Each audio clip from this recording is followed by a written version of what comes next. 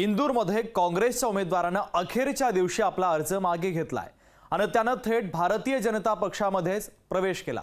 सुरत पाठोपाठ आता इंदूरमध्ये काँग्रेसला मोठा धक्का बसलेला आहे। सविस्तर पाहूयात।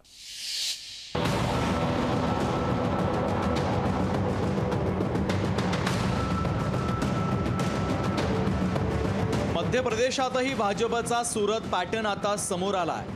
इंदूर लोकसभा मतदारसंघातील काँग्रेसचे अधिकृत उमेदवार अक्षय कांती बम यांनी अचानक आपला उमेदवारी अर्ज मागे घेतलाय। एवढंच नाही तर अर्ज मागे घेतल्यानंतर त्यांनी लगेचच भाजपमध्ये पक्षप्रवेश केलाय।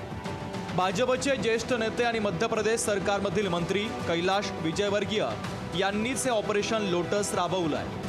निवडणुकीतून माघार घेतल्यानंतर अक्षय कांती बम हे कैलाश विजयवर्गीय यांच्या गाडीत दिसले।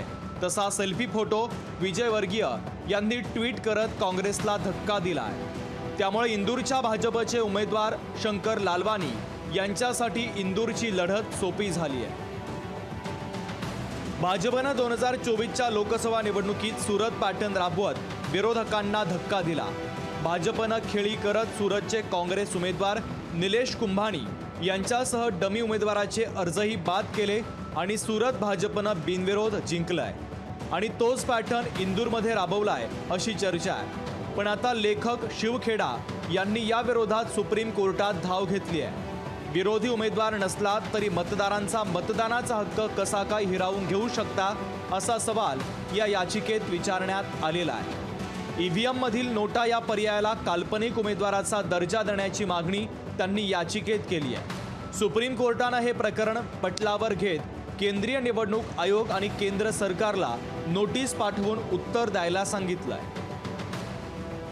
लोकशाहीमध्ये निवडणूक हा मतदारांचा हक्क आहे। मतदान हा लोकशाहीचा उत्सव आहे। अशात समोरच्या गोटातील उमेदवाराला फोडून निवडणूक बिनविरोध करण्याचं राजकारण लोकशाहीला पूरक आहे का?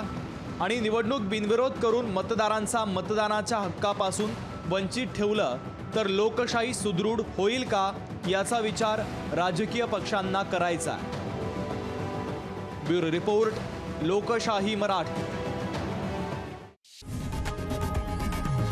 लोकशाही मराठी ऐका, पहा, जागरूक रहा।